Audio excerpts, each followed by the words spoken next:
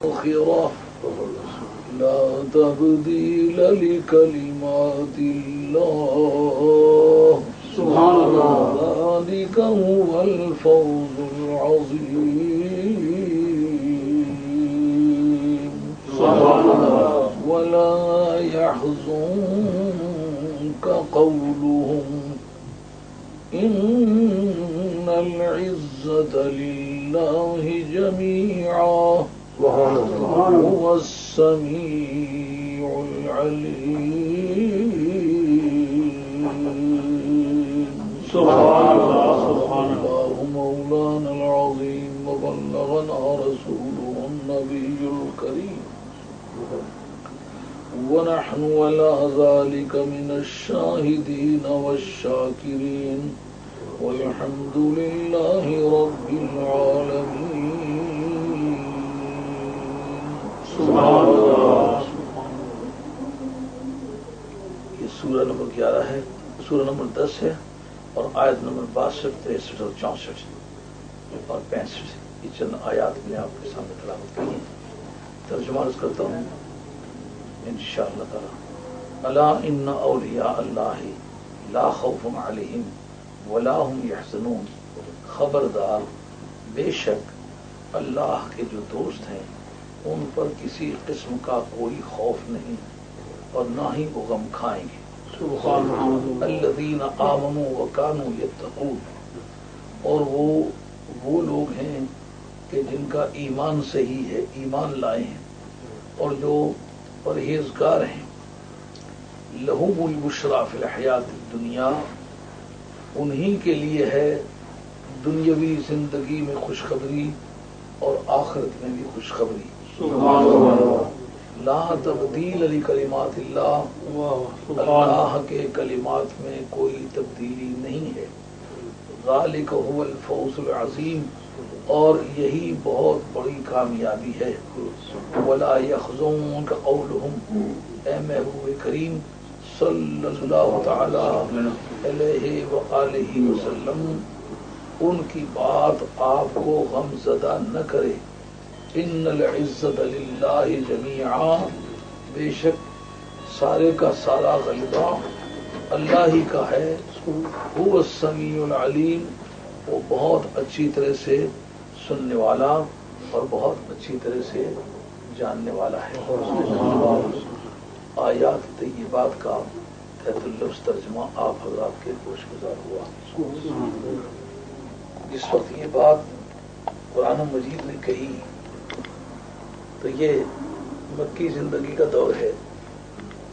پہلے تو صحابہ نے سنی ہوگی نا کہ خبردار اللہ کے جو ولی ہیں ان پر کسی قسم کا کوئی خوف نہیں.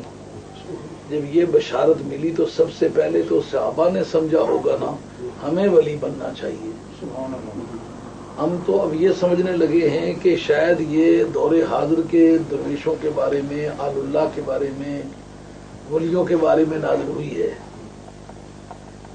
اللہ بھی ولی ہے، رسول بھی ولی ہے، نبی بھی ولی ہے، صحابہ بھی ولی ہیں، تابعین بھی ولی ہیں اور سارے مومنین بھی کسی نہ کسی درجے سے اللہ کے ولی ہیں. لیکن ہر ایک کی ولایت اپنی اپنی قسم کی ہے، اپنی اپنی نوعیت کی ہے. فرشتوں کی ولایت اور طرح کی ہے، رسولوں کی ولایت اور طرح کی ہے، نبیوں کی ولایت اور طرح کی ہے، صحابہ کی اور طرح کی ہے، عام ولیوں کی اور طرح کی ہے، اور عام مومنین جس نے بھی صحیح عقیدے کے ساتھ کلمہ پڑھا ہے اس کو ولایت کا کوئی نہ کوئی درجہ حاصل ہے جس کا انکشاف موت کے بعد اس پر ہوگا. لیکن کسی بھی ایمان والے کو جس کا عقیدہ صحیح ہو آپ اس کو ولایت سے خالی نہیں سمجھ سکتے. اس لیے کہ قرآن مجید نے یہ بات کہی ہے اللہ ولی الذین آمنوا یخرجہم من الظلمات الی النور. اللہ تعالیٰ ان لوگوں کا دوست ہے کہ جو ایمان لائے ہیں. اب لفظ ولی پر گفتگو کرنے کے بعد پھر یہ بات آسان ہو جائے گی کہ ہم سمجھ لیں کہ کیا ولایت عام مومنین کی بھی ولایت کے زمرے میں شمار ہوتی ہے یہ نہیں. اگر یہ بھی ولی شمار ہوتے ہیں اور فرشتے بھی ولی شمار ہوتے ہیں، تو ان میں مابہل امتیاز کیا ہے؟ اگر یہ بھی ولی ہیں اور انبیاء و مرسلین بھی ولی ہیں اور صحابہ بھی ولی ہیں، ایک لفظ سفر جو یک وقت صادق آتا ہے تو پھر اس میں کوئی بے ادبی کا احتمال تو نہیں ہے، برابری تو لازم نہیں آتی. اس لیے یہ سمجھنا پڑے گا کہ ولی کا لغوی معنی کیا ہے، اصطلاحی معنی کیا ہے.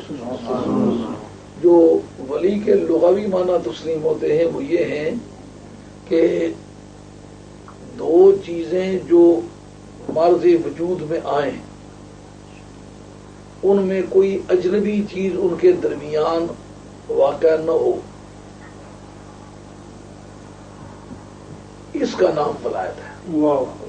دونوں کا اس طرح ملا ہوا ہونا، اس طرح قریب ہونا کہ تیسرا بیچ میں بیگانہ کوئی نہ ہو، یہ لغوی معنی ہے.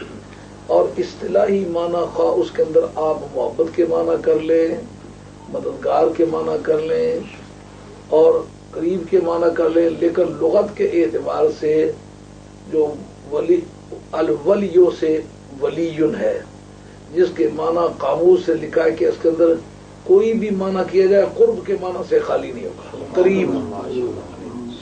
تو اب ولی کے لیے لفظ قریب استعمال ہوا. اب اللہ تبارک و تعالیٰ کہتا ہے نحن اقرب الیہ من حبل الورید، سورۃ نمبر 50 کی آیت نمبر 16 ہے، جن میں کہا میں انسان کی شارک سے زیادہ قریب ہوں. اس کے لیے نہ مومن کی قید ہے نہ کافر کی قید ہے. تو پھر وہ اللہ تعالیٰ ولی تو سب کا ہوا، خواہ کوئی مومن ہو یا کافر ہو. کا قرب کی دو قسمیں ہیں. ایک وہ قرب ہے کہ جو ممکنات کے مرض وجود میں لانے کا موجب ہے، اس کو کہتے ہیں وہ القرب الموجب لایجاد الممکنات. جتنی بھی ہونے والی چیزیں ہیں ان کو واجب کرنے والا قرب وہ ساری کائنات کے ہر فرد کو حاصل ہے. کوئی چیز جس کو اللہ کا وہ قرب حاصل نہیں ہوا وہ مرض وجود میں نہیں آ سکی. تو اس سے کوئی محبت یا عدم محبت کے معنی نہیں لیے جاتے. یہ وہ قرب ہے جس میں قرب محبت کا عنصر ہے، محبت سے قریب ہوتا ہے. یعنی اس کا قرب جو ہوتا ہے وہ محبت کی نوعیت کا ہوتا ہے. اللہ تعالیٰ کی ذات پاک قرب جسمانی سے پاک ہے، کیونکہ قرب جسمانی اس کا مل سکتا ہے کہ جو جسم رکھے، جو جسم سے پاک ہو، جسمانی طور پر اس کے قریب کیسے ہوا جا سکتا ہے. اس لیے صوفیہ اس کی تعبیر میں یہ کہتے ہیں کہ عالم مثال کے اندر اگر نظر کشف سے دیکھا جائے تو جس طرح دو جسم ایک دوسرے کے قریب ہوتے ہیں، اس طرح بندہ اور خدا آپس میں محبت کی وجہ سے قریب ہوتے ہیں. اس کی مثال ایسی ہے جیسا کہ عالم خواب میں ہمارے تمام علماء عقائد نے لکھا کہ عالم خواب میں رب کو دیکھنا ممکن ہے. خواہ کسی بھی صورت میں دیکھے، جسم کی صورت میں دیکھے، یہ جسم سے بیگانہ دیکھے، لائٹ کی شکل میں دیکھے، لیکن دیکھنا ممکن ہے. مگر کس میں؟ عالم مثال میں. وہ جو خواب کے اندر نظر آتا ہے وہ عالم مثال کا ایک حصہ ہے. اور اسی طرح صوفیہ کہتے ہیں جو کشف ہے اس میں بھی عالم مثال کے مناظر اس کو دکھائی دیتے ہیں. تو ایسی حالت میں ان آنکھوں کے لیے جو لا تدرک الابصار ہے، اگر آپ کو کوئی آنکھیں نہیں دیکھ سکتی، وہ یہ سر والی آنکھیں نہیں دیکھ سکتی، دل والی آنکھیں دیکھ سکتی ہیں. دل کی آنکھوں سے رب کا دیکھنا ممکن ہے. تو اس لیے صوفیہ اس کے لیے آسان لفظ یہ استعمال کرتے ہیں کہ عالم مثال میں جس طرح سوتے میں ایک عالم نظر آتا ہے نا، آدمی دیکھتا ہے کوئی جا رہا ہے، کوئی آ رہا ہے، ابھی جہاز اتر رہا ہے، اڑ رہا ہے، کوئی ریل چل رہی ہے، کوئی آ رہی ہے، کوئی جا رہی ہے. تو وہ تو چارپائی پر سویا ہوا ہے، نظر کیا اسے آ رہا ہے؟ وہ ایک الگ عالم ہے. اس عالم کا نام عالم مثال ہے.